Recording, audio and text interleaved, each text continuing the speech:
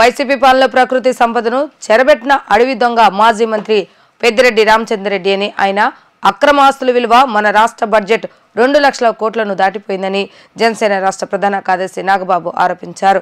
మాజీ CM Jagan, MLA Peddireddy, Kakinada మాజీ MLA ద్వారంపూడితో సహా అక్రమాలకు పాల్పడ్డ ప్రతి ఒక్కరిపైన చర్యలుంటాయని అన్నారు. చట్టం నుంచి ఎవరు తప్పించుకోలేరని, అందరినీ మెడపెట్టి లోపల తోస్తామని హెచ్చరించారు. చిత్తూరు జిల్లా సోములలో జరిగిన జనంలోకి జనసేన బహిరంగ సభలో మాజీ సీఎం జగన్మోహన్ రెడ్డి పెద్దిరెడ్డిపై జనసేన రాష్ట్ర ప్రధాన కార్యదర్శి నాగబాబు ఘాటు వ్యాఖ్యలు చేశారు. మంత్రి పదవిని అడ్డుపెట్టుకుని రాష్ట్ర సంపదను దోచేశారని అన్నారు. తమను గెలిపించిన ప్రజల సమస్యలు శాసనసభలో మాట్లాడలేనప్పుడు 11 మంది వైసీపీ ఎమ్మెల్యేలు వెంటనే రాజీనామా చేయాలని డిమాండ్ చేశారు. ఎన్డీఏ కూటమి ప్రభుత్వం ఏమీ చేయలేదంటూ వైసీపీ సన్నాసులు, కుక్కలు అనేక విమర్శలు చేస్తున్నారని, వారు కళ్లు తెరిచి అభివృద్ధిని చూడాలని హితో పలికారు. పెద్దిరెడ్డి అంటే దౌర్జన్యాలు, దోపిడీలు, అరాచకాలకు మారుపేరుగా నిలిచారనే విషయం పుంగనూరు నియోజకవర్గంలో మారు మోగుతుందని విమర్శించారు. పెద్దిరెడ్డి తన అక్రమ ఆస్తుల విషయం ఎప్పటికైనా బయటపడుతుందన్న భయంతోనే మదనపల్లి ఆర్డీఓ కార్యాలయంలో రికార్డులను దహనం చేయించారంటూ విమర్శించారు. కూటమి ప్రభుత్వం వచ్చి 7 నెలలు అయింది. ఇంకా అచ్చేయలేదు, ఇచ్చేయలేదు, ఆ స్కీమ్ రాలేదు, ఈ వెల్ఫేర్ స్కీమ్ రాలేదని నోటుకొచ్చినట్లు వాగే వైసీపీ గూండాలకి, కుక్కలకి, వైసీపీ సన్నాసులకి ఒక విషయం చెప్పు. వృద్ధులు, వితంతువుల పెన్షన్ ఒకేసారి 1000 పెంచి 4000 1వ తేదీనే వాళ్ళ ఇళ్ళ దగ్గర ఇస్తున్నాం. దివ్యాంగులకి రెట్టింపు పెన్షన్ అందిస్తున్నాం. ప్రతి నెల 64 లక్షల మంది పెన్షన్దారులకు పెన్షన్ ఇవ్వడానికి దాదాపు 20,537 కోట్లు కూటమి ప్రభుత్వం ఖర్చు చేస్తుంది. ఏడాదికి 33,000 కోట్లు. 5 ఏళ్లలో 1.60 lakh crores పెన్షన్స్ కోసం ఖర్చు చేస్తుంది. ఇది దేశంలోనే ఒక పెద్ద రికార్డు. అర్చకుల వేతనం 10,000 నుంచి 15,000కి పెంచారు. 198 అన్నా క్యాంటీన్లు తిరిగి ప్రారంభించారు. హై స్కూళ్ళల్లో కూడా విద్యార్థులకి డొక్కా సీతమ్మ పథకం కింద మధ్యాహ్న భోజన పథకాన్ని అమలు చేస్తున్నారు. ఇవి కాకుండా ఇంకా చాలా చాలా చాలా చేస్తున్నారు. అయినా సరే కూటమి ప్రభుత్వం ఏమీ చేయట్లేదు అని చెప్పే వాళ్ళకి కళ్ళు మూసుకొని బలవంతంగా నిద్ర నటించేవాడిని మనం ఏం చేయలేం. వైసీపీ ప్రభుత్వం అలాంటిదే. సో ఇందాక నుంచి నేను చేస్తున్నా, స్టేజ్ మీద ఉన్న చాలామంది ఆలోచించారు. మన వాళ్ళందరూ కొంచెం పెద్ద మనిషి తరాగా, నాకు అంత పెద్ద మనిషి తరా చేత కాదు.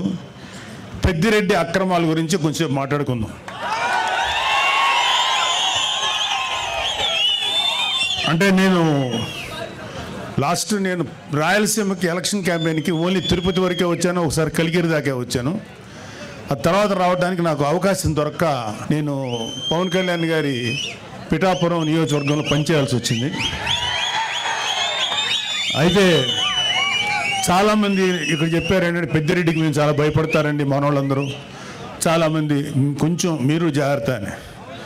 పెద్దిరెడ్డి కదయా, వాళ్ళ నాయకుడు జగన్మోహన్ రెడ్డి కదయా, వాళ్ళ నాన్న రాజశేఖర రెడ్డిగా భయపడలేదు, ఇతనెంత అని చెప్పి.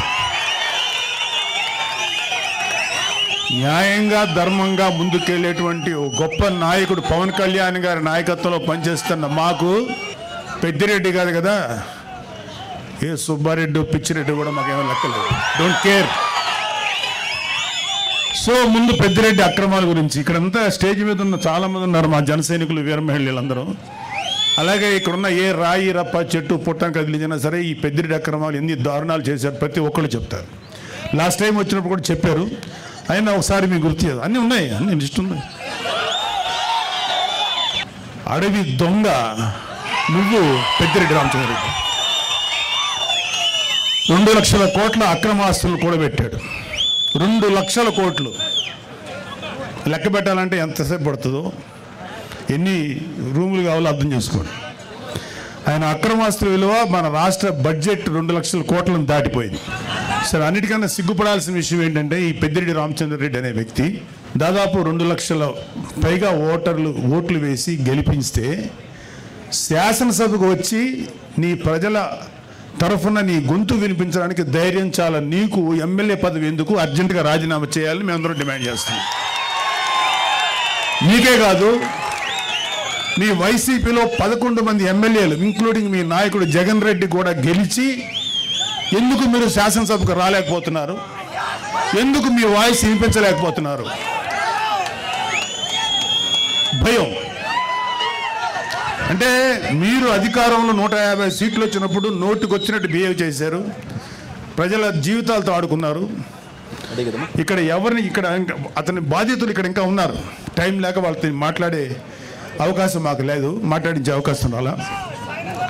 మీకు సిగ్గు, అభిమానం, ధైర్యం ఉంటే వచ్చి మీ గొంతు శాసనసభలో వినిపించండి. యూట్యూబర్లతోటి యూట్యూబ్లోను తర్వాత న్యూస్ ఛానల్స్లో మాట్లాడటం కాదు. ఇంక్లూడింగ్ జగన్ రెడ్డికి చెప్తున్నాం, వచ్చి నీ వాయిస్ శాసనసభలో వినిపించు. ఏమన్నా అంటే మాకు మైక్ ఇవ్వట్లేదు, మాకు మైక్ ఇవ్వలేదండి.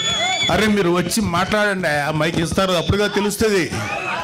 అది రావడానికి, అది వచ్చి అసలు శాసనసభ చుట్టుపక్కల రావడానికి మీకు ధైర్యం సరిపోట్లా.